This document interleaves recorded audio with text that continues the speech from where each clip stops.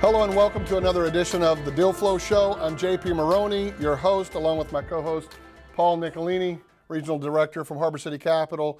And we've got another exciting guest today. I tell you what, kudos out to our team, both you, Paul, and Daniel Penaranda on our team that have been lining up some excellent guests for these episodes for season 1 of the Deal Flow Show. So we've got another exciting guest here today. And this is not just someone we invited on to share some knowledge, although she's going to have stacked knowledge for you. This is someone that we have actually put our money where our mouth is and hired as one of our providers and part of our team. And that person is Laura Anthony from Anthony LG. She is an attorney, a lawyer out of South Florida, and we're going to get her to tell us a little bit more about herself and her firm. And then we're going to jump into some of the deal maker questions and talk about the deal flow process as it relates to their firm. So, Paul, I'm going to let you lead off today. Well, this is an easy one to start off. What made you get into law, Laura? And then specifically, what kind of law do you practice? So I always wanted to be a lawyer since I was 5 years old. So then that never changed. I always knew I'd be a lawyer. And I always knew I'd be a business lawyer, which is what I am. I'm business, corporate, and securities. I was the kid that, although I like to have fun, I also loved the Wall Street Journal and anything dealing with business. My father was a business owner and entrepreneur, and I was always very interested in what was happening in his world and in the world of entrepreneurs. And so with that said, I practice corporate securities and business transactions. We have, if I was going to put our firm into a couple of buckets, I'd say the one bucket, which is the largest bucket probably, is our securities practice. We represent public companies that intend to go public, doing corporate finance and capital market transactions. We do general corporate work, which can be contracts, licensing agreements, employment agreements, and then we have a robust M&A, merger and acquisition practice as well. But our bread and butter, I think, is offerings and public offerings, follow-on offerings, private offerings, capital market transactions. What do you think, and I don't even know if this was on here today, but what do you think is the most exciting or unique and really, I guess, gaining momentum thing in the capital markets today in terms of y'all's law practice, but capital raising methods and programs? Sure. Interestingly, I was very concerned when COVID first hit, just like the rest of the world was. I spent a couple of weeks kind of going through motions and staring into the corner thinking, wow, what is going to happen to our world and to the business world? But very interestingly, not only did business not slow down, but I had a real uptick in calls beginning right away from really decent companies that had been planning to do an IPO, say, here in 2020 or Q1 or Q2 2021, and they decided to pivot a little bit and look at going public in a different way, such as a reverse merger or a Spac deal. I have never seen the Spac market I've been practicing since 1993, so it's been a minute, and I have never seen the Spac market as busy as it is right now. And I'm not, in addition to the very large SPACs that we hear about, the record-setting billion and $2 billion SPACs, there is a plethora of 30, 40, and $50 million SPACs, and they're looking for acquisition opportunities. And the markets are booming. I mean, they have not slowed down, and quite the opposite. We're as busy as ever, and everybody I know in the capital markets is as busy as ever.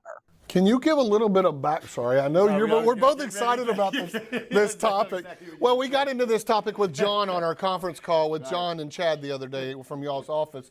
So the SPAC thing is very interesting to me. I was exposed to it. When was Josh with us?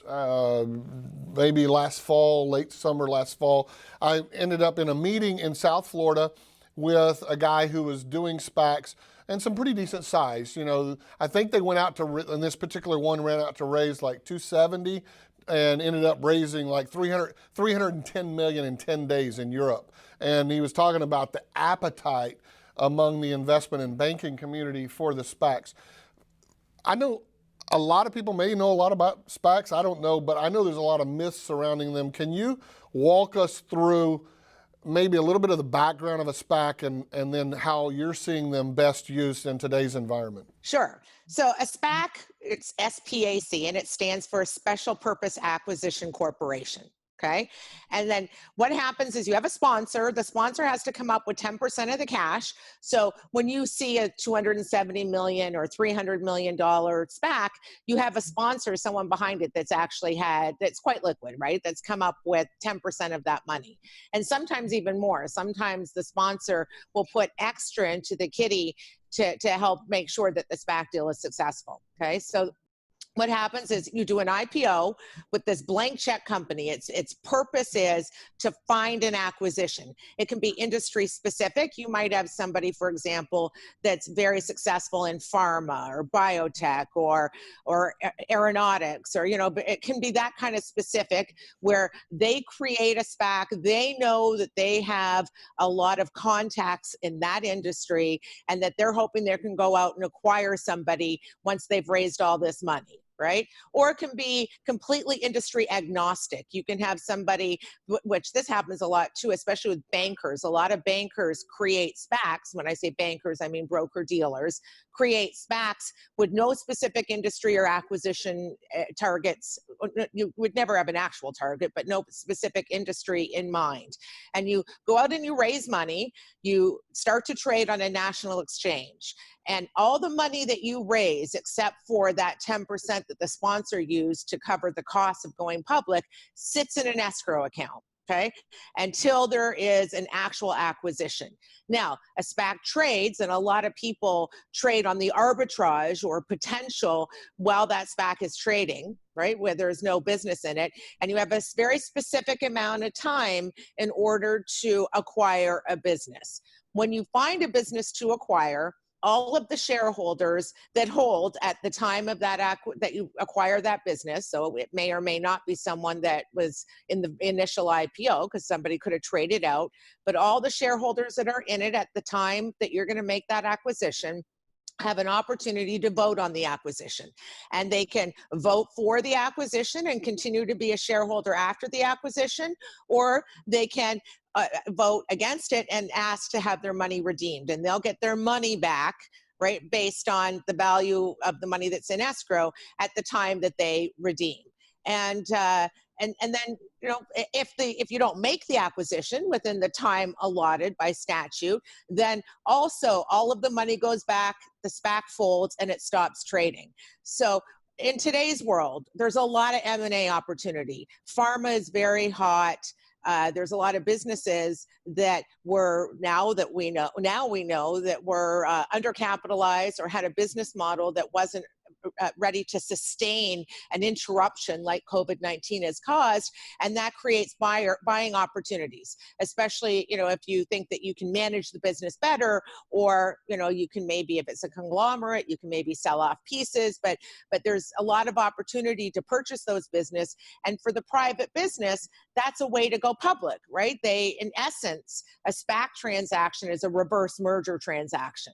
You acquire that business, bringing it public, and the team that runs that private business now becomes the management and the controlling team of the SPAC entity, which, was just a shell. It was there to make an acquisition. So it's just a different way to go public. The benefit for the private company is, of course, it can be faster to go public than a full IPO.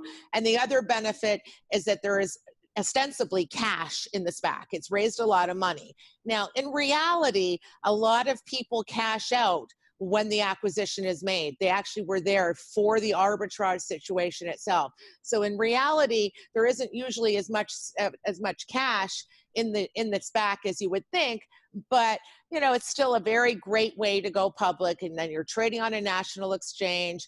And as long as you have followed the rules properly, you traded on that national exchange, you don't have the shell company stigma that can emanate from a company that was really truly a shell and then made an acquisition in a reverse merger. How often do you see a SPAC being used for a single acquisition versus like a roll-up, which was the conversation we had this week earlier with John and Chad? Always, because it's rare that you're going to have a concurrent roll up, right? It's rare that you're going to have a closing on a SPAC deal where you're simultaneously closing on 5 businesses at one time, right? So it may be a roll up strategy, but you're going to start with one, and you're going to get your shareholders to agree to that one. That one will meet the requirements of the value, and then you can proceed to roll up the rest of the businesses. As a public entity then, right? As a public entity. That's right. So you could go out there and swing for the fences on that first transaction. It'd be a larger transaction, gives you some momentum as well as the liquidity of being public. Right. And you can have, you certainly can have letters of intent with additional acquisitions. Maybe you close 2 simultaneously, but, more often you're going to have the one that you're closing on, and then you're going to engage in your roll-up strategy. You had mentioned national exchanges. Is this for listed and non-listed? So a SPAC could be on a Nasdaq or on the big board? It can be on the Nasdaq, the NYSE American, or even the big board, right? On OTC markets, it can get onto the OTCQX tier of OTC markets, though that's fairly rare. It does not qualify at all for the QB or the pink sheet. So you're not really going to see a trading SPAC. That is, there's another way to do. It's called Rule 419, and there's another way to put some money in escrow and some shares in escrow on OTC markets, but those vehicles don't trade. So, it really is a national exchange deal. I want to shift gears a little bit because there's another regulation that y'all are well known for. I think when we talked the first time, you said maybe top 3, top 5 firm in terms of volume of these, and that's Regulation A, Reg A. Not to be confused with Reg-A-Mon. Reg A. But Reg A. Talk a little bit about, exactly. Talk a little bit about that and how you're seeing the velocity of that increasing, staying the same, et cetera. It's very hot. So when Regulation A, the Regulation A that exists today, some people call it Regulation A plus, but Regulation A as it exists today with its 2 tiers, once that was passed and came into fruition from the Jobs Act, it was very hot, right? A lot of companies were doing Reg A deals, including using them as a methodology to go public and go public on national exchanges. Everybody jumped in. And the reason everybody jumped in, by the way, is the same reason why it's hot now today, and that's because you can do testing the waters. You can really advertise and solicit, and you can build the market for your offering, which is the exact opposite of really what you can do when you're doing a traditional IPO with an S1. Even when you are allowed to do test the waters with a traditional IPO with an S1, it's very limited. You can only speak to qualified institutional buyers or institutional level accredited investors. So, it's very limited. Reg A, you can get out there and shout it from the rooftops, which is a great thing. But what people discovered is that because it's rare that a Reg A is a firm commitment offering, and it closes differently than a regular IPO. It closes like a private placement. People write checks, they put their money into the account. When it closes, that money is dispersed. In a traditional IPO, money that it's closed through the banker's syndicate account, and it's a T+2 closing through the DTC system and their syndicate account, just like a settlement of a stock trade. So there's a bit of a difference in the closing, and I think that took the markets a little bit by surprise when they realized. And without firm commitment offerings, there was no green shoe or over allotment. So your bankers didn't have the incentive nor the ability really within their parameters to support the deal in the aftermarket. So you had a situation where a lot of the deals went down in the aftermarket, and everybody took a step back and they became less popular for a period of time. But now, I think that people understand the way it works, and it has such a great, there's so many models that it's great for besides an IPO. It's now available to already public companies. When it first was enacted, it was not. And so it's used a lot as a follow-on offering method, but it's also used a lot for alternative assets, real estate, works of art, cars. It's a great way to issue tokens that are on the blockchain, like cryptocurrencies. So it's really great for alternative assets too. Besides your regular common stock or regular stock. Debt. People use it for debt. So I think it's fantastic. I was going to ask, Laura, what's the difference between the tier 1 and tier 2 Reg A? So a tier 1 is limited to number one, 20 million, but a tier 1 does not preempt state law.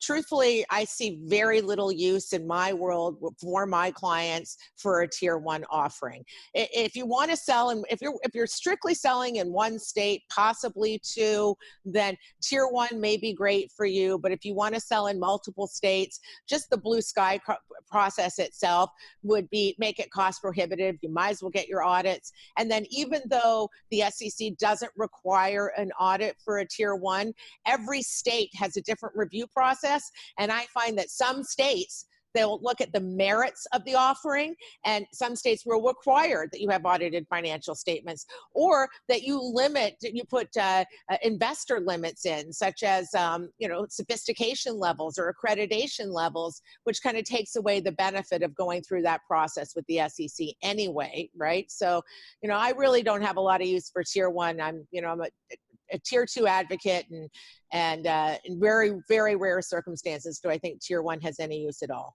Paul was brought on board at Harbor City based on 25 years background in the broker-dealer community, and his experience as a broker-dealer, his network, and all, specifically to help roll out Harbor City's opportunities to that community.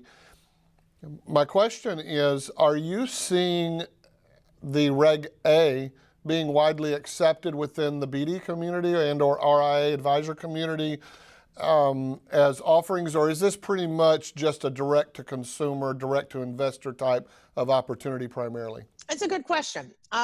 A lot of people do it as direct-to-consumer, without a broker-dealer involved, or at least without a broker-dealer being heavily involved. There's certain uses for broker-dealer to do administrative and back office and AML, anti-money laundering checks for you and things like that. But there's a lot of people out there that are service providers to the Reg A space, and that provide provide administrative software and technology, because a Reg A offering is really internet based. So you have to have a place where somebody can go, whether it's a platform that exists with multiple offerings on it, or whether or not you've white labeled and created your own platform, i.e. web page. They have to have a way to process documents, to sign documents, to pay, to wire money, or put through a credit card charge to pay if they're actually making an investment. So there are a lot of service providers that handle that kind of thing, the technology base.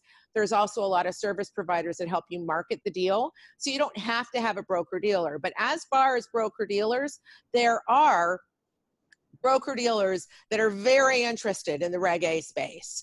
But a lot of the traditional broker-dealers that jumped in right away and then saw that it didn't work in their own traditional way, maybe they're not as hot on the market for it as others. But there are plenty of broker dealers that just love the Reg A space, love the technology, and they're in it. I'm sure I want to shift gears just a little bit, because one of the things we're doing as a result of the content from the Deal Flow show is creating a book called Deal Makers, Deal Breakers. So we're going to be talking about the strategies, the tactics, the principles, the tips, how deal makers like yourself operate within the space, and some of the things that you do in that process. So here's my question. When you come to the table, obviously as an attorney, you're very concerned about specific details in an opportunity. But when you're vetting an opportunity for a client or to potentially take on a client, what are some of the things that you're looking for? Take us through your mindset and your process of identifying the pimples on the deal kind of thing, and then finding out if this is a deal that y'all want to be involved with. Well, I mean, basics, right? Is the client realistic and sophisticated, right? So sometimes I get, and more so, thankfully, the longer I practice, the more my firm has been successful. We've been in business 20 years next year. So, we have quite a reputation and a following, but, sometimes you get somebody that comes to the table and they really are not sophisticated. They're never going to understand the process. They're going to be, even if you tell them how much it's going to cost to do an offering, they're going to be in shock the whole way. And I just see that they don't have a strong management team and organization. And I become very concerned at that point, because I'm like, I don't want to just take their money and have an unhappy client and have an unhappy situation. And you can see that it's not likely that that offering is going to succeed, right? Because they don't have that knowledge behind them, or really the ability to carry it from A to B. So I will tell somebody that they should slow down, raise some money privately, do some friends and family, and get their business model going. Right. Another way that the person can be unrealistic, and I hate to say this, but it's true, is I love when somebody comes in and has this hockey stick of projections, and they might be middle-aged and they think that they have the greatest idea since sliced bread, and they're going to grow this into $100 or $200 million company in 12 months. Right. Well, of course, we've never seen bad projections, just bad historicals. So, okay, great. But, one of the things I'll ask them is, have you ever had a successful exit? Have you ever run a $3 or $5 million business, let alone $100 million business? Do you have resources to get a strong C-suite of executives? I mean, people may think they have a brilliant idea and it can grow, but execution requires extremely hard work, and it requires, there's a lot of times when you're growing a business that you need to make difficult decisions, and you need a strong management team, and somebody that thinks that they just have a great idea but doesn't have those other pieces in place. They're just setting them up for failure, and for themselves for failure. Crazy valuations are something that I keep my eye out for. Just things. I mean, there's certain things you just know it's not going to work, right? So you look for that. You try to guide them as best you can. But the most important thing for an entrepreneur is to be able to execute on their business model. An entrepreneur is not in the capital markets business. They're in the business that they're in. And if they forget that and they think that they're in the capital markets business, their business will never succeed. They raise capital to execute on their business model. They're not in the business of raising capital, and they need to be clear about that. Laura, how has the whole process, the deal-making process, changed in the digital era, digital space, compared to the traditional way? Well, I mean, certainly, and you'll see, I write a blog. You'll see my blog that goes out today at 2, every Tuesday at 2, there's a plug. You'll see that I'm talking about the virtual roadshow and a COVID IPO. So certainly, even before COVID, the ability to have virtual meetings in Zoom and all of that really made, and technology in itself made it so you could work anywhere. You didn't have to spend all of your day on a plane. You can check your emails anywhere, so you can be more fluid. And that's become even more important today, where we have COVID. Virtual roadshows are exactly what's happening. And although I think there will be a time when you have in-person meetings again. In fact, I know I have some clients that already do, but maybe not in groups like you would in a roadshow. There will be a time, I think, where you'll go back to doing some regular roadshow meetings. I really firmly believe that a virtual roadshow is going to be here to stay forever. Maybe not as the sole method, but rather than traveling, if you're doing an IPO or a non-deal roadshow or a follow-on offering roadshow, rather than traveling to 15 cities in 15 days, I think you're going to pick 3 or 4 of the biggest cities, and you can maybe travel there with the biggest crowds, and the rest can be virtual. Yes, it certainly seems more cost effective, right? And it hasn't. Now, maybe it's a sign of the times, but all of the IPOs in 2020, that have had virtual roadshows, they've all priced in the middle to upper end of their range. So it's not hurting the valuations of the prices of the IPOs. It's not slowing anything down. maybe if they were the only one doing a virtual roadshow, there might be a little more impact. But right now, it's not hurting anything. I think people are comfortable and used to Zoom and are actually thinking, or bring whatever technology they're using, but I think that people realize that they can be very productive when they're not spending days on a plane and living out of hotel rooms. I agree. I think it's a paradigm shift. Sitting in our studio today is Jay Benoit. He's our Chief Technology Officer, but he's a longtime friend, and he and I both come out of the digital space together. We did a lot, and I started back many, many years ago on teleseminars, quote, selling on teleseminars. Before that, I spoke on more than 2,500 stages worldwide in seminars, keynote addresses, et cetera. And we migrated from that to teleseminars, then to webinars. I remember having a GoToMeeting account that was $99 for the 1,000 people, which now costs you hundreds and hundreds of dollars a month for that same kind of account. So that tells you kind of how far that back was. But it requires a paradigm shift because, like Jay and I know, back in 2011, I did over 300 webinars that year, what we're now calling virtual roadshows, right? You're just making your pitch in a virtual environment. And we were closing deals, selling product, taking money on programs, coaching, advisory, consulting services, all sorts of things, and teaching a lot of other people how to do that. It's interesting that the capital markets maybe not just now catching up on it, but are being forced to catch up and to take that. And so it's really exciting. We're working with WealthForge as our platform, and they're very much a technology-driven platform for our managing broker-dealer process with issue 6. I know WealthForge. It's a great company. Yeah. Great firm. Yeah, and we actually had Mike Roman from WealthForge on the Deal Flow show, so I don't know when these will come out, in what order, but he may be before or after you in one of these episodes. But it's seeing all of the technology pieces fall in place. But I want to step back just a second, because you were talking about the importance, you said, of, when we were talking about the characteristics of a deal, the importance of that entrepreneur or the sponsor to be able to pull together the C-suite. And when you were talking about Spacs earlier, if you're talking about a blank check company, my assumption is that a lot is riding on the confidence in that C-suite, because that's all you really have in the beginning, right? Right. The team behind it. But that's different situation, right? Because they're not trying to execute on a particular business. They're not trying to create a cure for COVID or be a pharmaceutical company. What they're doing is two things. Number one, they need to be able to have the contacts to locate, though the bankers and broker dealers involved will help with that aspect, but to the contacts to locate valuable businesses, right, that will hopefully bring extra value, but they also have to have the ability to do proper due diligence. Now, you can hire out third parties for in-depth due diligence, right? Pharma bankers do it all the time. They have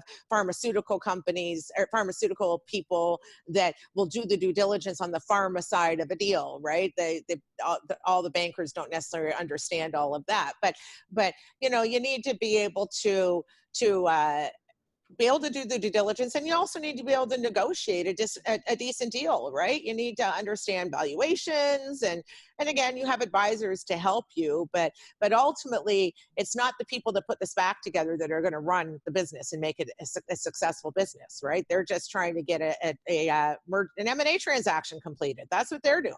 When I think about a deal maker, the ultimate consumer of this show and the content that results from it, I think negotiator. You used that term just now, negotiating. When you go to the negotiating table, whether you're sitting at the table with a team, which is likely, what are some of the important factors to get that deal across the finish line? Because it truly is going to be some form of a give and take. The best negotiators, what have you seen over the years as the characteristics of those best deal makers? Well, I mean, look, I'm generally representing companies or issuers, as you call them, right?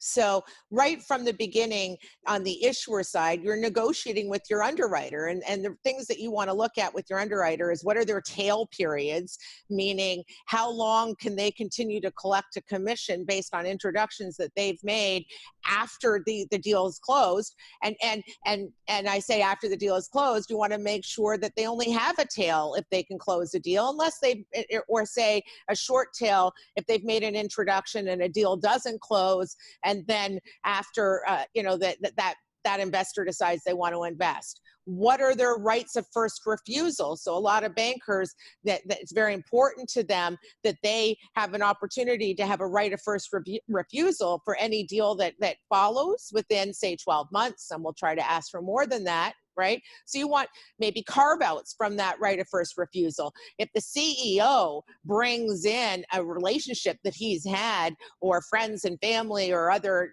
relationships that they have, to do a follow-on offering after you close a deal with a banker, well, you don't want to have to pay that banker a commission on that deal, or give the banker a right to represent anybody on that deal, because it's the CEO's relationship. So it's called ROFRs, right? Rights of first refusal. You want to make sure that a banker only has a ROFR if they've been successful in the raise that they were hired for. You don't want to have to give them rights of first refusal and or abilities to hold up a second deal if they were never successful in the first deal. And of course, fees. FINRA does regulate public offering fees, but they don't regulate private offering fees. And there can be a lot of hidden fees. I mean, you're always paying the banker's expenses. Are they accountable or non-accountable? So you always want to look at the fees. And so, it starts a lot with what you're negotiating in your engagement letter or your terms with your banker, right?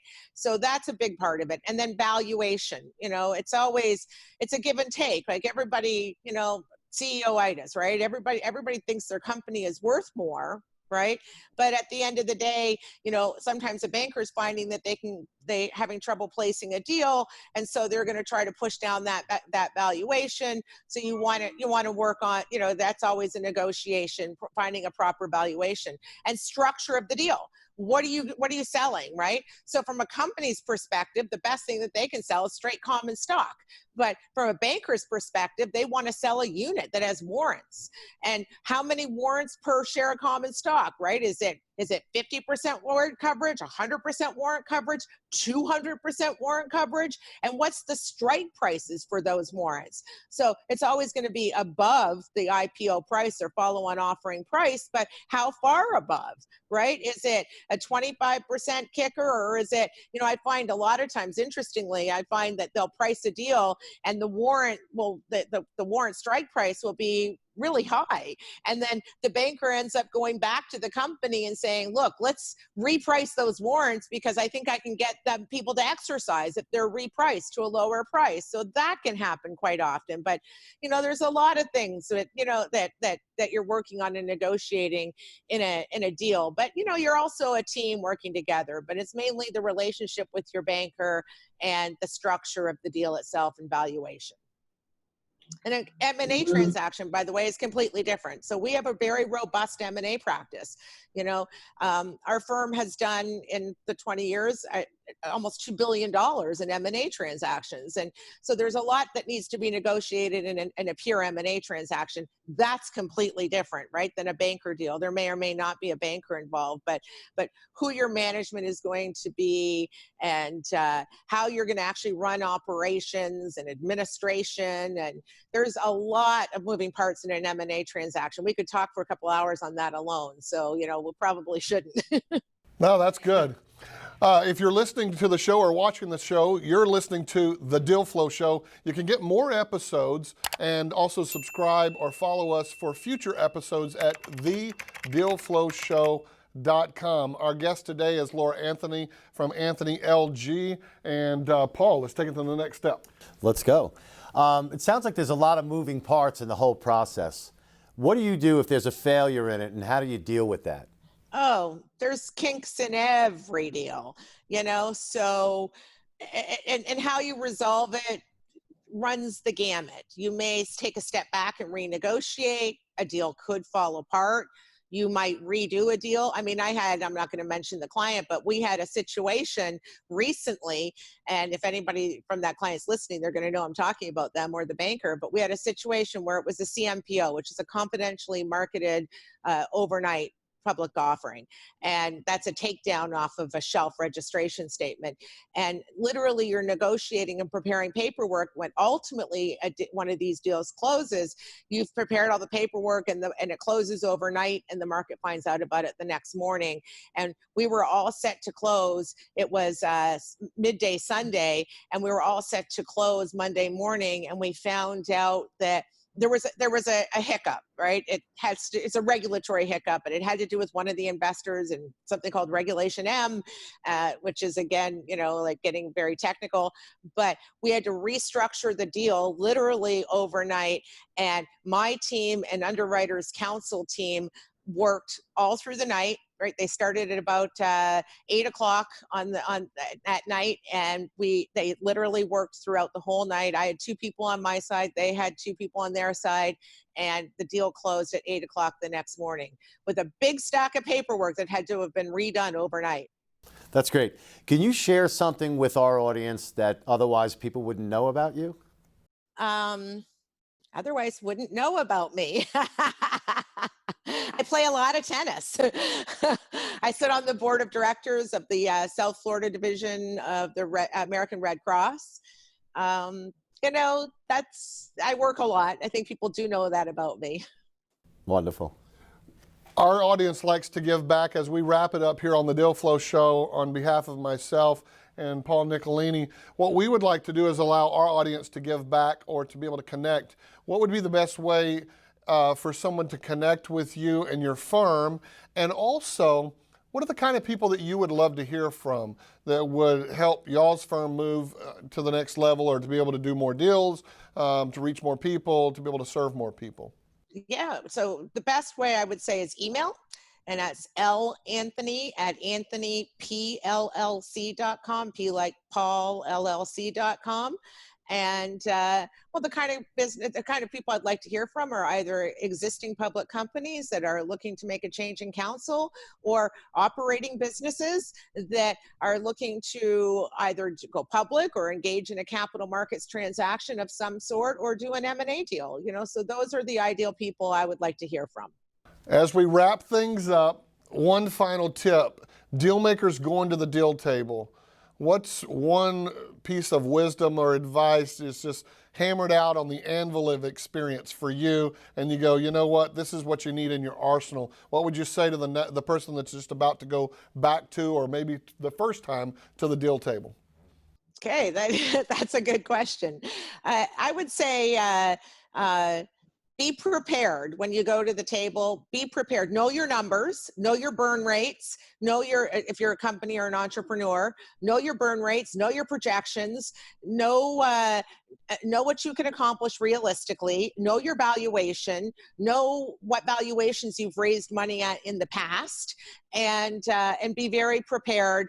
Also, be calm and don't lie. I mean, Don't try to be too slick. People recognize a liar, somebody that's just winging it, very easily. Excellent. Paul Nicolini, I'm JP Maroney. This is the Deal Flow Show, and thanks again to our special guest on this episode, Laura Anthony from Anthony LG out of South Florida. And again, you can reach her at their website or through the email that she gave out. If you're watching the show or listening to the show, you can get more episodes and subscribe for future episodes at thedealflowshow.com. We should be able to put something up here across the screen as well. On behalf of myself and the Harbor City team, the Deal Flow Show team, we'll see you in another episode very, very soon. Take care. Thank you, Bob. For more episodes, visit thedealflowshow.com and subscribe.